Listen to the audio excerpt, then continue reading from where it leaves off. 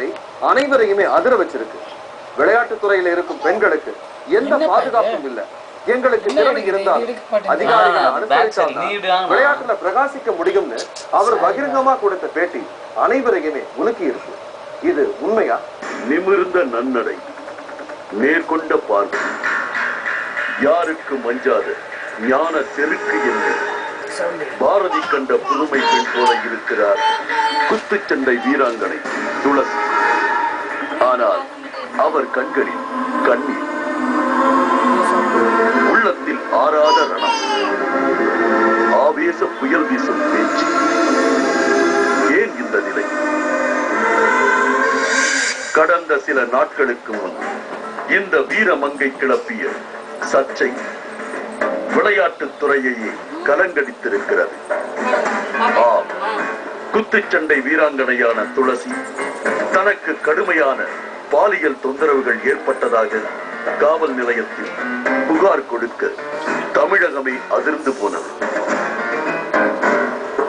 அதை அடுத்து அரங்கேறிய சம்பவங்கள் பரபரப்பானது. ஒவ்வொருவருக்கும் ஒவ்வொரு கனவு இருக்கிறது. துளசிக்கு சிறுமியில் இருந்தே குத்துச்சண்டை வீராங்கனையாக வேண்டும் என்பதுதான் கனவு. வசதியற்ற குடும்பத்தில் பிறந்த இவருக்கு தன் லட்சியத்தை அடைவது ஒன்றும் அவ்வளவு சுலபமில்லை. ஆனாலும் மனம் தளராத துளசி தொடர்ந்து போராடினார். முயற்சித்தால் முடியாதது இந்த உலகில் உண்டா என்ன? உடலை உறுதி செய்தார். தொடர்ந்து முறையான பயிற்சி பெற்றார். சிறு வயதிலிருந்து கண்ட கனவு மெய்ப்படத் தொடங்கியது.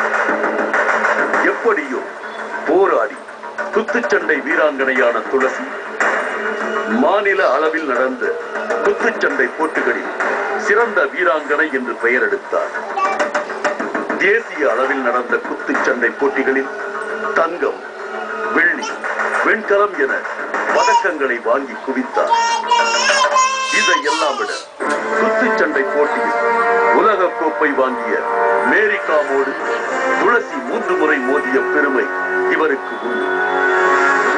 துளசியின் சாதனைகள் பத்திரிகைகளிலும் தொலைக்காட்சியிலும் பறைசாற்றின. இத்தனை தூரம் முன்னேறிய துளசிக்கு உலக அளவிலான போட்டிகளை எட்ட முடியாத நிலை. காரணம், அதற்கு தகுந்த பயிற்சி எடுக்க முடியாத நிலை.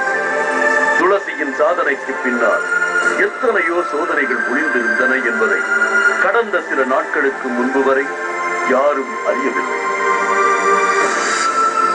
சமீபத்தில் ஒரு நாள் துளசி மகளிர் காவல் நிலையத்தில் கொடுத்த புகார்தான் அவர் எப்படிப்பட்ட துயரத்தை சந்தித்துக் கொண்டிருக்கிறார் என்பதை வெளிச்சத்திற்கு கொண்டு வந்தது. இதனை அடுத்து உண்மையில் என்ன நடந்தது என்பதை அறிய நமது FIR டீம் களத்தில் இறங்கியது. சாதனை பெண்ணான துளசியை சந்தித்து பேசினோம். அப்போது அவர் சொன்ன விஷயங்கள் அத்தனையும் நம்மை அதிர வைத்து விட்டது. என்னதான் திறமை இருந்தாலும் அதிகாரிகளின் ஒத்துழைப்பு இருந்தால்தான் எந்த துறையிலும் முன்னேற முடியும் என்பது அனைவரும் அறிந்த உண்மைதான். இந்த நிலைதான் துளசிக்கு இருந்துள்ளது. கடந்த 10 வருடங்களாக குத்துச்சண்டை களத்தில் இருந்த துளசிக்கு 2005 தொல்லை தொடங்கி இருக்கிறது. ஏனென்றால் அந்த வருடத்தில் இருந்துதான் தமிழ்நாடு அமெச்சூர் பாக்ஸிங் அசோசியேஷனின் செயலாளராக வந்து தேர்ந்தெடுக்கிறார் AK கருணாகரன். ரயில்வே அதிகாரியான இவர் மனது வைத்தால்தான் எந்த போட்டியிலும் ஒரு குத்துச்சண்டை வீரர் கலந்து கொள்ள முடியுமா? ஆனால் துளசி விஷயத்தில் ஏதோ இவர் மனது வைக்கவில்லை.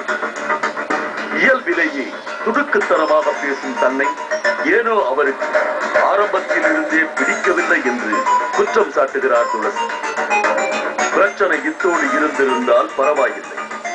ஒவ்வொரு போட்டி நடந்த போதும் துளசிக்கு ஒவ்வொரு விதமான சோதனை வந்திருக்கிறது. பாலிமர் டிவில எஃப்ஐஆர் இதுல போடுறாங்க பாரு. துளசி கருணாகரன் எஃப்ஐஆர் டிவில பாலிமர் அதை போட்டுக்கிறாங்க. அந்த வீடியோ எடுத்துனுக்குறேன். கருணாகரனை அதை போட்டுக்கிறாங்க. கருணாகரன் அந்த சீல் வைக்கிறது எஃப்ஐஆர்ல பாரு. பாலிமர் டிவி சொல்லி பாருங்க. பாத்துக்கிறேன். பாக்ஸிங் நான் ரொம்ப நாள் லவ் பண்றேன். துளசி காட்றாங்க. நம்ம துளசி பேசுறது டார்கெட்னு சொல்ல முடியும். என் லைஃப்னு பாத்தீங்கன்னா பாக்ஸிங்காக என் லைஃபை நான் கொடுத்துருக்கேன். மற்ற பொண்ணுங்க மாதிரிலாம் நான் கிடையாது. கேரக்டர் வந்து ஒரு டிஃப்ரெண்டான கேரக்டர். ஒரு ஸ்ட்ரெயிட் ஃபார்வர்டா இருந்ததுனால எங்க சாருக்கு வந்து எனக்கு பிடிக்காது. அவரே தப்பு பண்ணா கூட நீங்க இதை பண்ணீங்க சார் நான் சொன்னதுனால என்ன அவாய்ட் பண்ணாரு. தமிழ்நாட்டுல மோஸ்ட் பாத்தீங்கன்னா இந்தியன் கேம்ப் நான் மட்டும் தான் செலக்ஷன் ஆயிருக்கேன். அந்த லெட்டரும் என்கிட்ட இருக்கு. இந்தியன் கேம்ப் நான் செலக்ஷன் ஆனது 3 வாட்டி, ஒரு வாட்டி இல்ல 3 வாட்டி இந்தியன் கேம்ப். நானும் பொறுத்து பாத்துறேன். என்ன இந்த மேட்சுக்கு அனுப்பல அப்படின்னு பாத்தீங்கன்னா 2006ல என்ன அசாம் நேஷனலுக்கு அனுப்பல. கேட்டா நான் வாயாடுறேன். அவர் சொல்ற ஒரே ரீசன் நீ வாயாடுறல. நான் 10 வருஷமா வாயாடி இருக்கேன். நான் துணிஞ்சு பேசுறதுதான். நான் எந்த இதுவா இருந்தாலுமே துணிஞ்சு நான் பேசுவேன். தப்புனா தப்பு, துணிஞ்சுதான் நான் கண்டிப்பா பேசுவேன். நானு இப்ப நேஷனல் கேமுக்கு போன பொண்ணு என்ன தானே கேம்ப்ல என்ன செலக்ஷன் பண்ணிக்கணும். 2 பேருக்கு ட்ரைனிங் கொடுத்தாங்க. 2 பேரை அனுப்பிச்சாங்க. ஏன் அனுப்பணும்? எனக்கு ட்ரையல்ஸ் வைக்கல. எனக்கு அவர் பதில் சொல்லி ஆகணும் கண்டிப்பா. இந்நிலையில்தான் சில மாதங்களுக்கு முன்பு ஒரு நாள் துளசிக்கு கருணாகரனிடமிருந்து அழைப்பு வந்திருக்கிறது.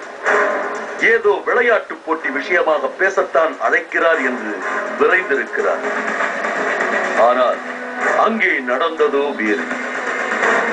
துளசி சொல்லதை பார்க்கும் போது அவர் தொடர்ந்து 5 வருஷங்களா போராடி கொண்டிருப்பதாதான் தெரியுது. போட்டிகள்ல கலந்து கொள்ள சொந்த செலவுல தான் போக வேண்டியிருக்கு.